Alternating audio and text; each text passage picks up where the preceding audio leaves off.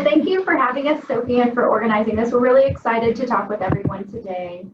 And we hope that we have some ideas that you can take away and sort of put into practice at home, and things that will be helpful to you and your families moving forward. And we're going to turn off our video just so it's not distracting with the PowerPoint, but we will turn it back on, for question and answer. And thank you, Sophie, for going through, kind of the objectives that we hope to get through. And I think for both of us, if you get through anything from this presentation, we just hope that you feel validated and laugh and enjoy some of the humor that we try to incorporate. And just know that really, no matter who you are, this is a trying time, and everyone really is doing their best. And it's okay, regardless of how that looks for you or your family. This is not Instagram, so judgment-free zone. Absolutely. Let's see. We seem to be having some trouble with that. There we go. Okay. So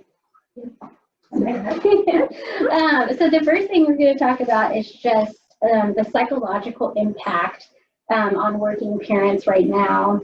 I'm sure you're all feeling it, so are we.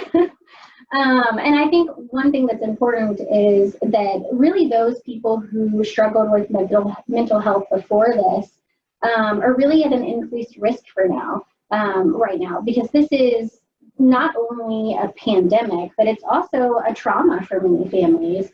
And a lot of times we think of trauma in a very narrow, frame of mind, with only including abuse, and that's very important. But trauma can also be losing your job or facing financial hardships,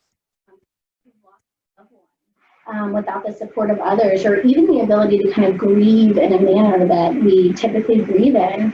And so I think it's just really important to acknowledge that, and acknowledge too just the difficulty that comes with that. Increased anxiety and stress. And this is impacted by working from home, children being home, custody arrangements or disagreements, the news, media, trying to prove our worth at work, and productivity. Isolation and burnout. And I think this is especially important for people who are used to working in an office setting, or who might be more extroverted in nature. Because sometimes we forget the importance of having that adult interaction in adult time. I know for me, sometimes it's nice just to come in the office and be like, whew, no one's calling me mom for the next few hours. I don't need to get 30 snacks by the time lunch comes. And so one thing that I've seen some companies do is offer a coffee break time, or almost time around the water cooler, over Zoom or different modalities. And so I think that's a really great thing that they've implemented. A survey in 2019, before all of this, actually looked at burnout among people who work from home. And so it was actually a tech company, and 52% of people reported that they work longer hours than those in the office, and 40% reported that they feel the need to contribute more in the office. And so I can only imagine, what those numbers may look like now. Also the uncertainty. So not being able to have the answers, kind of this fear of the unknown. And for many of us, and for y'all too, you're essential employees. So every day you're having to put yourself at risk, you're having to come home, and then your family's an increased risk. And so just the stress of that piece. And then multiple roles. So right now I feel like there's this drive to try to be a great employee and a great parent and a great spouse and a great friend and a great teacher. And it's just not possible to do all those things. I always say there's a reason why there's the saying, it takes a village. And I think knowing that and then using that in the context of our current expectations is important. And some of that comes along with, if we finish all 12 homeschool assignments today, great. If we don't, that's fine too. And I know that's a really simplistic way of thinking about it, but the underlying message is really to just go easy on yourself. And then feeling out of control. And so one thing is just, what can I control? so I can approach how I can control how I approach the situation. I can loosen my rigid schedules. I can bend my rules. I can learn to flow with change instead of resisting it. A great example of this is, you know, kind of the hard and fast rule is usually like 2 hours of electronics a day. Well, for most of us, it's not really fathomable right now.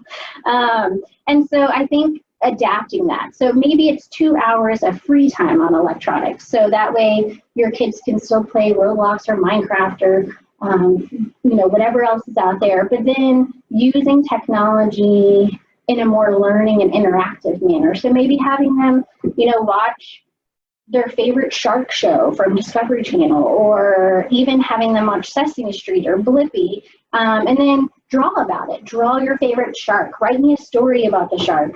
Summarize what you saw. Let's look at pictures on Google about the sharks, or whatever that theme might be. And so it promotes not only a way for people to get their work done still, but also to communicate and also express kind of like what your kids are interested in and show them that attention that they need. And so kind of along those same lines of what can you do. So I think continuing treatment and medication is really important. So make sure you're keeping your own appointments for mental health services. There's a lot of clinics that are offering telehealth right now, as well as some insurance companies that have waived deductibles or co-payments for telehealth services. Also, you know, kind of creating a separate environment for working when you're at home, you know, turning email notifications off after working hours.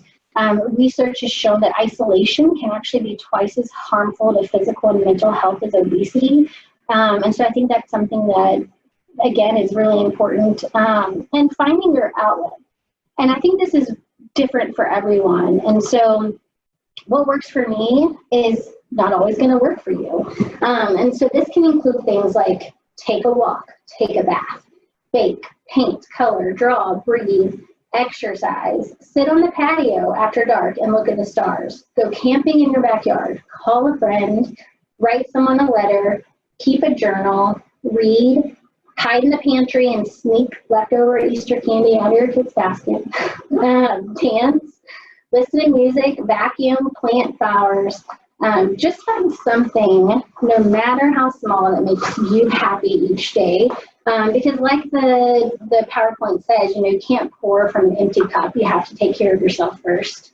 And I think all too often we think of like an outlet as this big grand thing. And I know that I'm guilty of this. I tend to say, well, if I don't have an hour, then I can't read my book, or if I don't have an hour, I can't go for a walk. And so I've even had to kind of teach myself, like, sometimes it's not about an hour, it's about 3 minutes. And so a great example of this, a few months ago, I actually had a very, very cute 4-year-old patient who was having a really hard time transitioning to my office. And so poor guy, I mean, he was just beside himself. And so when we got into the office, his mom said, she was like, I have something that may help. She was like, but I just want to make sure you're okay with it. And of course, by that time I was like, sure, whatever, you know, I'll take anything at this point. And so she started playing the song Truth Hurts by Lizzo. And this little guy immediately stopped crying, started dancing all around my office, like nodding his head.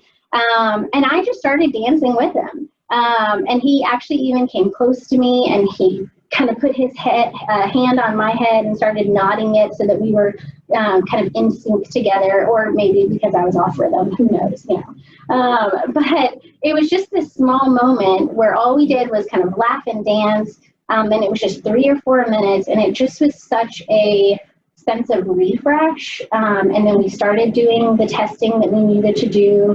And any time that I just felt like he was getting overwhelmed or needed a break, we were able to kind of play different songs and dance and interact in that way. And so sometimes it really is just that 3 or 4 minutes. It doesn't have to be that significant amount of time. And then I also think setting boundaries. So, no, Karen, I'm not going to answer your email at 9 o'clock at night. It can wait. This is me time. And for some people, that also means taking like a social media break, put your phone on silent, turn off notifications. I know that is all really hard, but it's, amazing how much those little things will really impact you. So as Amanda mentioned, we are all juggling new responsibilities right now. And at some point, we're going to feel like we're probably not doing a good job with something.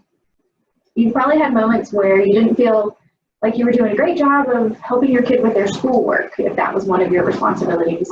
If your child is particularly outspoken, maybe they've even told you that. Or maybe they've said that, hey, I like you as a mom, but you're not a very good teacher.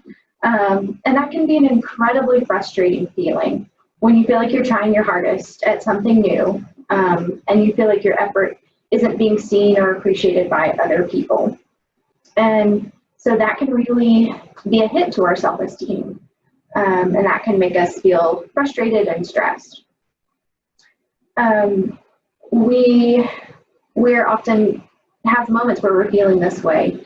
And then on top of that, many of us have experienced worries about our jobs, our finances, our own physical and mental health, and we've all been taxed with feeling lonely and isolated because we have had to distance from other people. And all of that, again, increases our stress level, and it challenges our ability to cope.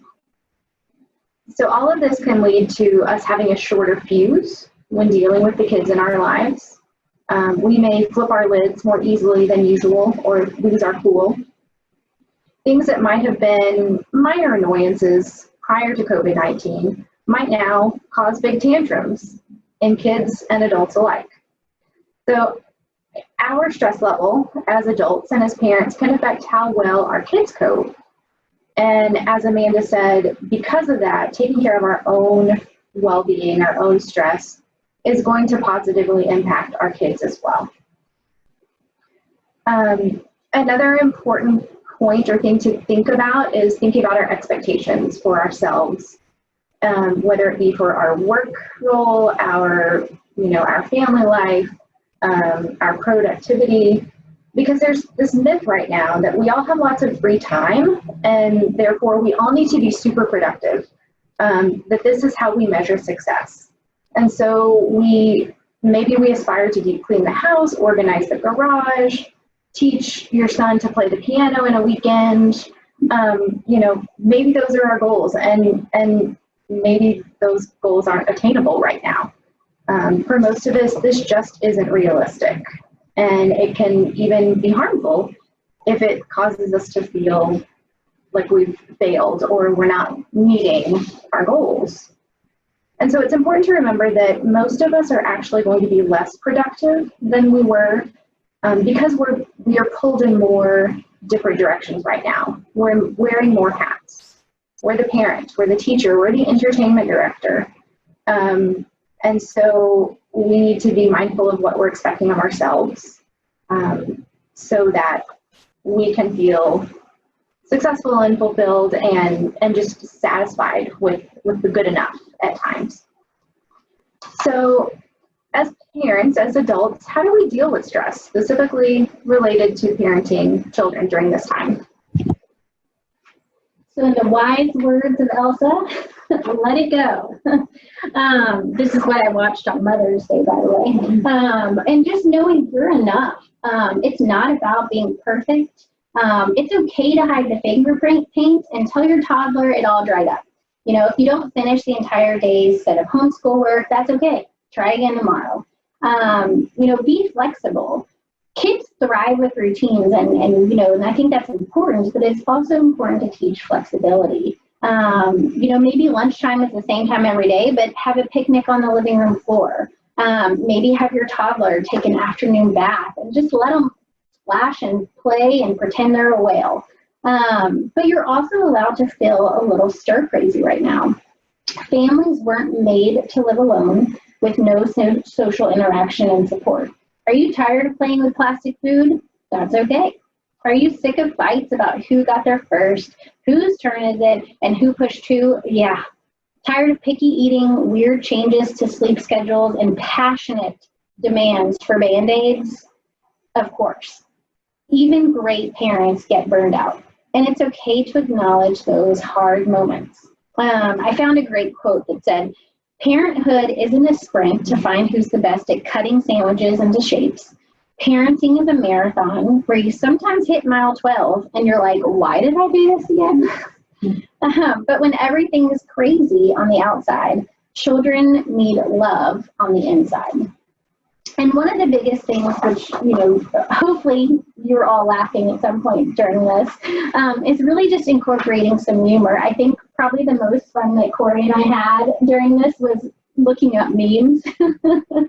And so I love reading some of the parenting memes and tweets, and some of that are like from like Kids Are the Worst, Scary Mommy, Buzz.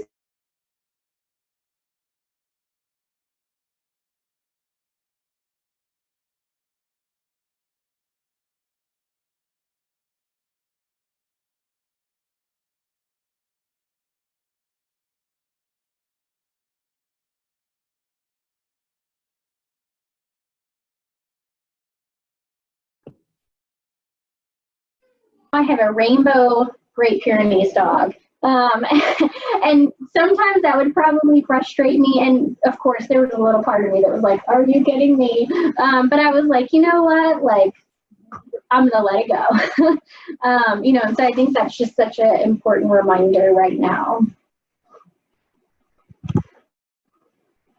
So many of those same strategies are good for our kids as well. Just like we need to give ourselves grace and recognize that good enough is enough right now, we can model and have this empathy for our kids too. We can recognize that children are struggling to adapt to this new world that is so different from what they're used to. Just being able to show children that you see and value what they're going through can help them deal with challenging emotions. So it might feel like a really small thing, but it could make a really big difference in how your kids do throughout the day. So just being able to model that acceptance and empathy is huge. Another thing that can be a lifesaver at times is picking your battles. And I think parents, all of us do that to some degree or another, but it might be even more important right now when kids and parents are experiencing more stress. So maybe you don't normally let your son eat a bag of Doritos before breakfast, but when you've been up since 4 with a sick toddler and you have a Zoom conference call in 5 minutes and you haven't showered yet, maybe you make an exception for the Doritos, for that one day. Maybe you've always made your daughter clean up her toys before dinner, but you're in the middle of a big work project and you just need 10 more minutes. So maybe today you decide that having toys on the floor is a fair trade if it means that your project gets done. These things don't make you a bad parent. They don't make you a failure. And flexing the rules is okay, especially right now. So just like it's good for us as adults to focus on the positive, it's good for our kids too. When you model, or when you look on the right side, you're modeling an important skill for the children in your life. And that's not to say that we need to be looking at things through rose-colored glasses all the time. Of course, it's normal and it's healthy for us to feel sad and mourn the losses that we've experienced because of COVID-19. And it's also okay to recognize the good things that may have come out of life being so disrupted. So personally, I've felt very fortunate to have more time at home with my 9-month-old. I've gotten to spend a lot more time at home and just able to spend time with him, which has been huge and so important. And I know a lot of parents and kids who are enjoying having more time at home, more time to play and connect and have fun together. This slower pace of life can provide a welcome break from worrying about, getting from Susie's softball practice to Billy's art class to youth group, and plus finding time for dinner and homework in between. So just recognizing and appreciating the good moments and the positive things that have come out of this can be helpful for kids as well. And then just like for ourselves, it's good to keep tabs on what and how much media our kids are consuming. So news programs for adults can be kind of overwhelming and confusing, especially for younger children. So if and when your children watch the news, it's really helpful for adults to watch with them, and obviously to monitor kind of what's appropriate to watch. But watching together is great because then you can engage in discussion and sort of evaluate what they took away from that, what they understood, and it can also help you correct any misunderstandings that they might have from their watching. Another big thing right now that parents are facing is, this is a confusing time for kids, and it can be scary, and kids aren't always very good at speaking up when they are worried about something. We know that kids worry more when they're kept in the dark, and they often imagine things are much worse than the reality. And so we recommend making space for your children to express their worries and for you to talk about their concerns as a family. So children often don't want to worry their parents with their fears. So it's often good for us as adults to directly ask and make space for those. So a simple question such as, what are you hearing about COVID-19? Or what's your brain buzzing about today? Can help get the conversation started. So when we think about helping kids with their worries about COVID-19, you want to make sure you're considering your child's age and where they are developmentally. Younger children tend to need shorter, more simplistic explanations, and older kids and teens may want or need more details, and they may have more complex concerns. So when you are talking with your kids about these things, it's best if you can answer as honestly as possible. Even if that means saying, I don't know, but I'll try to find out. It's okay to not know the answer, and your children will appreciate that, we don't, even as adults, we don't always have the answers, but they'll appreciate that you've asked and that you've expressed concern. At the same time, we don't want to overwhelm kids by giving them a lot of extra information that they didn't ask for. So, when we think about answering questions, think about, what is my kid asking? And then answer that, but then don't give a lot of extra information that they're not asking for. And then it's also good to check in, assess whether they understood what you've talked about, and then ask if they have other questions that have come up as a result. Finally, it's good to end the conversation on a positive note by helping them think of all of the things that they and your family are doing to stay healthy and safe. And of course, if your child seems to be having a particularly difficult time with their emotions, we recommend reaching out to your EAP or insurance to see whether you have access to a therapist. I could also find Where's Waldo if it was like that. Right? It would be a lot easier, wouldn't it? Wouldn't it? No. Okay, so as Amanda mentioned earlier, routines, can also give children a sense of comfort and give us all a sense of predictability in our lives when there's so much that is more chaotic right now. So it can help kids feel secure and know what to expect and what's coming. It can also help parents navigate their workday, kind of plan around naps or Zoom meetings, and give everyone time to hopefully get things accomplished. The tricky thing here is that you may have already figured out your routine, only to realize that school is going to be over in the next couple of weeks. And so then you're going to have to figure out a completely different routine and figure out other ways to have structure in your day once school is over. Regardless of what your routine looks like, it probably won't look like the highly structured 8-hour school day that children are used to when they're able to go to school in person. And it might look different for every family and every kid. So you know your child best. You probably have an idea of what they need to be successful. Some kids might need really strict deadlines and really defined time periods to work on tasks or have free time. They might need those things to be successful and effective, but other kids, you might be able to say, okay, you have to get your work done at some point this afternoon, and they may be able to get it done with very minimal structure. So we always recommend giving your children, giving the children in your life opportunities for control. Again, because we are all struggling with not having control over as much these days. So it's great if you can allow your child to have a say in the schedule or the routine. This can help them be more cooperative or be more bought into the plan for the day.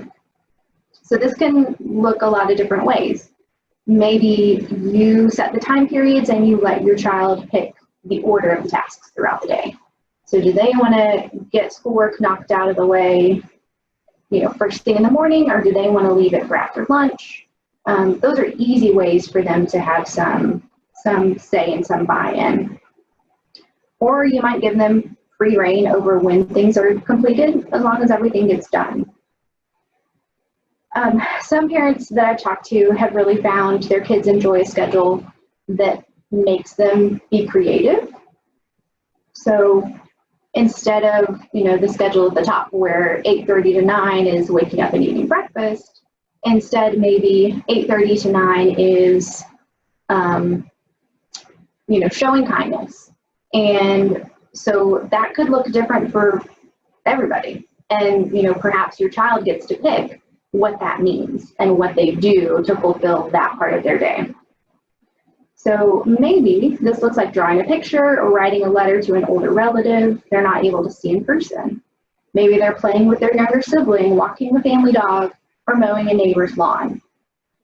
Another great idea that I've heard is a parent who used Monopoly money, where the child earned money for completing daily tasks or parts of their day, and then they could trade it in for an incentive, such as extra screen time in the evening, or being able to choose the movie the family watched over the weekend, or choose a dessert or something like that.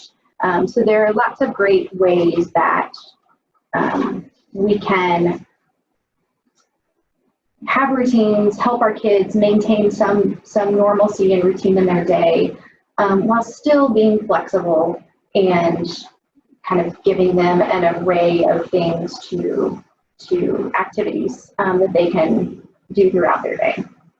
And then the final piece of this is sleep is huge. We know that if we don't get enough sleep, it derails our ability to regulate our emotions, our behaviors, and our thoughts.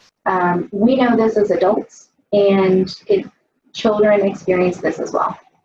So focusing on making sure that you are getting enough sleep and your kids are getting enough sleep can make the rest of the day go more smoothly. Of course, bedtimes and wake-up times might not be quite as rigid as during the typical school year, and that's okay. But know that big shifts can make it harder for kids to readjust once life gets back to, the normal routine of waking up in the morning and going to school, hopefully in the fall. So again, having some normalcy, some routine, but with flexibility there can be very helpful. So another important factor is kind of how do we support teens and young adults? There are a lot of kids who went off to college for their freshman year this year, and now they're back home with mom and dad. And what does that look like for them, and what does that feel for them? And also really just thinking about all of the losses that a lot of our kids have had right now. no prom, no graduation, or it looks way different now, or, being separated from, the new friends they just made at college, or, their significant other or partner. And so there's just a lot of things to consider. Also, even the idea of scholarships and visiting college campuses and sports. And the impact that has on getting scholarships in college.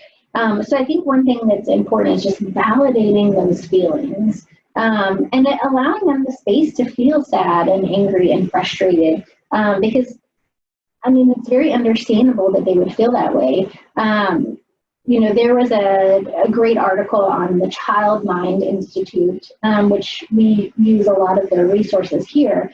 And they say this, we say to ourselves, this sucks, and I'm going to be sad about it, and I'm going to be angry about it, and I'm going to feel anxious about it, or whatever that feeling might be. But then this allows us to move on and say, okay, so now what needs to be done? But if we don't acknowledge those feelings and those emotions first, then we're just glazing over it.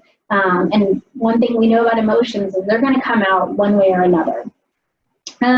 And I think also making space for some relief and joy. I have met with a lot of kids who were like, yay, no star testing. And I've kind of felt that with them, to be honest. And so that's okay. It's okay to be like, yes, I don't have to do that. Or for some of our kids who school's a really tough thing for them. I have a couple kids that I see right now that are thriving with being at home. And kind of having that flexibility and not having to worry about the social anxieties that come along with the school setting. And so it's okay to feel that way too. And I think one thing too is like just expecting, kind of potential friction in the social relationships.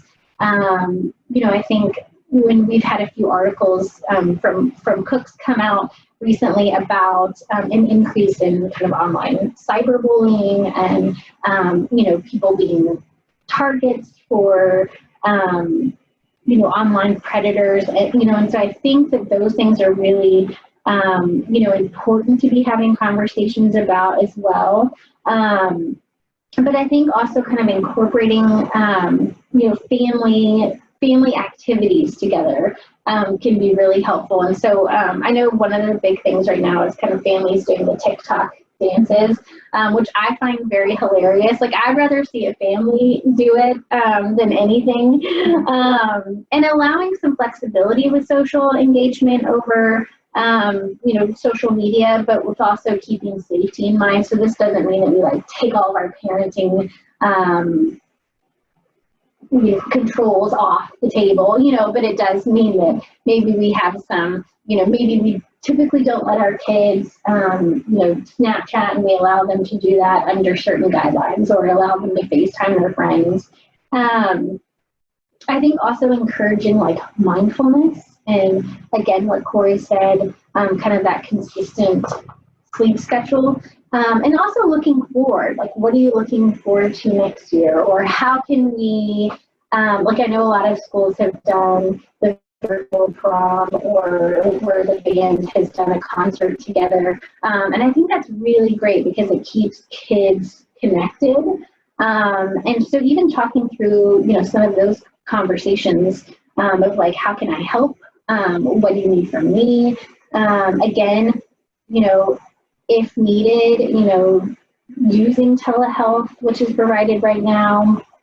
Also knowing that, especially for most teens and young adults, they kind of still need that privacy time. And so figuring that out, especially if they have other siblings who are also at home. I know some of my kids that I work with that are teens have younger siblings, and they're like, they're always right there. And so just encouraging them like to have a little space where that's their time. And another thing is also just encouraging volunteering or helping out in the community. And that can be anything from cleaning out their closet, getting rid of toys that they've outgrown, going through the pantry and figuring out what are some things that you can donate. And there are a lot of big companies who are looking for part-time help right now. Your grocery stores, your Costco's and Home Depot's, places like that are needing a lot of extra help. And so this is probably a good opportunity for those kids who are of age to have a job, to kind of, maybe earn some extra money and be able to help their community. All right, so our final point here is obviously, we are here today and you are here today because we care about our kids and we care about children and we want to make sure kids are safe. And we're also talking about the fact that we're all more stressed than usual and we are stretched thin. And, we all want to provide the very best care that we can for children, but there's going to be moments where we might reach our tipping point. So you might never imagine that you could get to a point where you might do something that would hurt your child or hurt a child. But even so, it's a good idea to think ahead of time about what you would do if you feel your emotions are getting out of control. This is just like having a safety plan for your family if there's a fire. You have a drill, you have a plan, you tell your kids what to do. You, of course, never anticipate something like that happening, but it's still good to know what you would do to keep everyone safe. And this is just the same. So your safety plan, if you are feeling like your emotions are running high, you are feeling like you're maybe getting close to being out of control, your safety plan might be setting up your kids with a snack and a movie while you call a friend or a family member.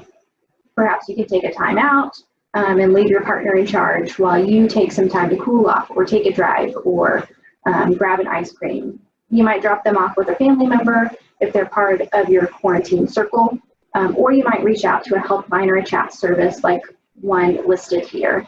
And then in addition to that, TexProtects, the last bullet point there, has a website with lots of great parenting resources specific to COVID-19 and coping with all of that. So all of these things are great resources. And we would encourage anyone who needed that extra support to reach out to one of those resources. And I think too, just to end, just knowing that it affects all of us, and so, kind of out of complete transparency, here at Cooks, we've been given this, wonderful opportunity to kind of choose whether we work from home or work in the office. And I'll be honest, I was at home for about a week. And by that next Monday, I was like, yep, okay, I'm going to go to work. I'll see you all later. And I came in the office and now I'm kind of doing a balancing act. And so, I genuinely, say that I'm really just in awe of everyone right now that's getting through this time, while keeping their sanity. And I think that's whether you're working, whether you're at home. And so we're just really honored to even be a part of this and have the opportunity to provide support in any way that we can.